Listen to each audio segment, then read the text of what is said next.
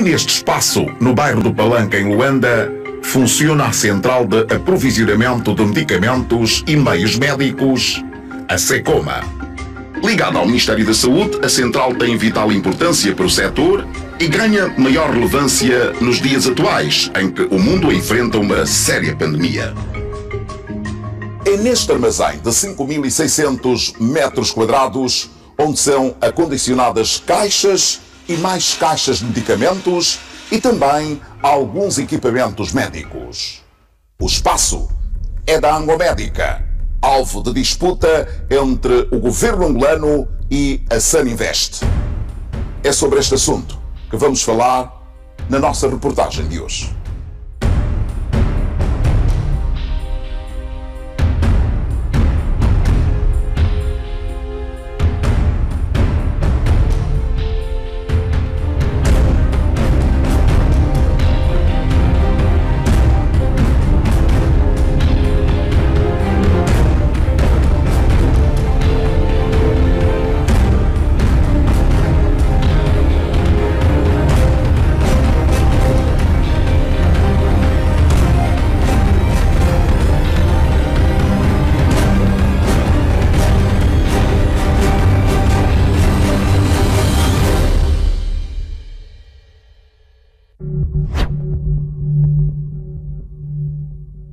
A Angomédica foi criada em 1991 com o objetivo de fabricar medicamentos, especialmente os antimaláricos e os antirretrovirais para o tratamento de HIV-Sida. Foi feito na altura num trabalho entre o governo e a Bélgica. Foram construídas a fábrica de Luanda e a fábrica de Benguela, que na altura já tinham uma capacidade instalada para resolver os problemas, as necessidades de medicamentos essenciais em cerca de 33%. Portanto, já era uma boa produção. Em 2004, foi assinado um contrato de gestão da empresa entre o Ministério da Saúde e a Saninvest, grupo empresarial ligado à FESA, entidade, na altura, ligada ao poder. E o objetivo fundamental, pelo menos é o que diziam, era aumentar a capacidade instalada das nossas fábricas, aumentar grandemente a produção de medicamentos no país. Portanto, em linhas gerais, os termos do contrato diziam, por um lado, que o Ministério da Saúde, o Estado angolano, teria direito a 5% dos lucros. A partir daí começou a traçar-se o caminho para a privatização da Angomédica a favor da Saninvest. Uma carta conforto foi emitida pelo Ministério da Saúde em 2010, permitindo a Saninvest obter créditos e empréstimos na banca comercial angolana. Sabe-se claramente que a Saninvest era um braço de investimento da FESA, apesar de reiteradamente Ismael Diogo ter vindo a público dizer que era a empresa sua. Mas sabe-se que era um braço de investimento da Fundação Eduardo dos Santos. Mais uma vez está tudo interligado, por isso é como não eram empresas criadas para serem autossuficientes e lucrativas, mesmo sendo alavancadas pelo Estado e depois tendo capacidade para se desenvolverem por si próprias. Por isso é que nós temos hoje e vemos, são muito poucas empresas criadas por dirigentes que, tendo sido fechada a torneira do Estado, quer dizer, conseguiram sobreviver como empresas firmadas no mercado.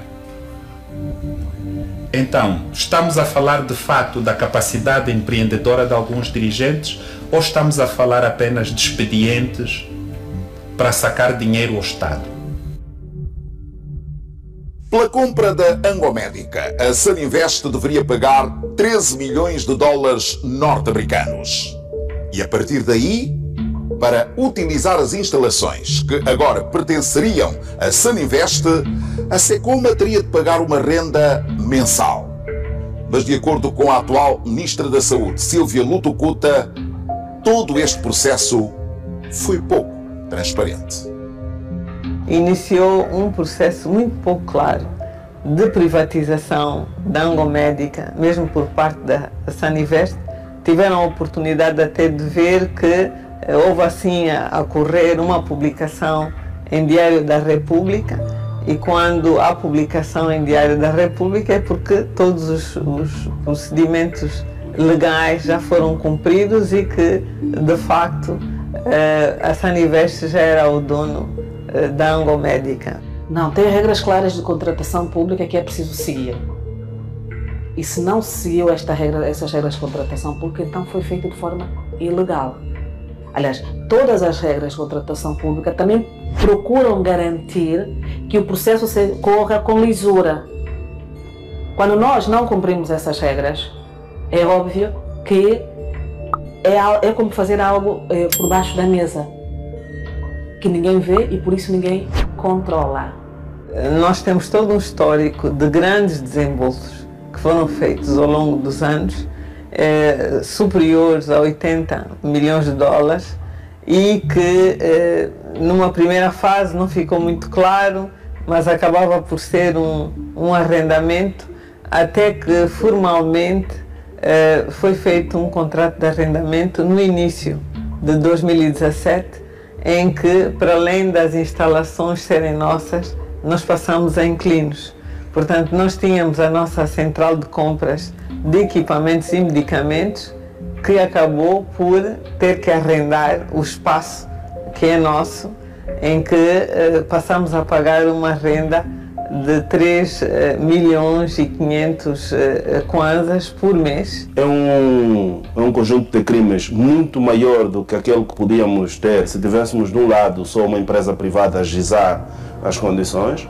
Nós temos aqui não só a associação de malfeitores, não temos só peculato, corrupção ativa, branqueamento de capitais, mas nós temos aquilo que eu disse anteriormente, que como são funcionários públicos, tem até aquilo que eu tenho dito, que é traição à própria parte. Isso tem que despoletar outros mecanismos jurídicos de caráter administrativo, que importa até a despromoção ou a retirada de alguns direitos de caráter social que o Estado atribui aos funcionários do Estado envolvidos nisso. Se tem direito a alguma reforma, alguma pensão de reforma, essa pensão de reforma devia reverter para o Estado, porque os prejuízos daí resultantes são enormes. Não foram feitos os investimentos prometidos, houve um período curto de transição em que vinham os medicamentos a granel e eram empacotados, e que na realidade percebemos no fim do dia que a intenção era mesmo não deixar a fábrica funcionar e ter alguns privilégios na importação dos medicamentos. Portanto, era um cenário muito complexo. A 21 de maio de 2019, um novo decreto conjunto assinado pelos Ministérios das Finanças e da Saúde revogava o decreto anterior, considerando sem efeito a privatização. Caso encerrado, e Angola tem de volta o seu património. É fundamental este processo de devolução, de facto, deste património ao Ministério da Saúde, porque nós precisamos dar passos importantes. Nós já fabricávamos soros, neste momento estamos a importar tudo. Nós precisamos de medicamentos essenciais para conseguirmos melhorar o nosso sistema de saúde, em que os medicamentos e a sua logística são fundamentais.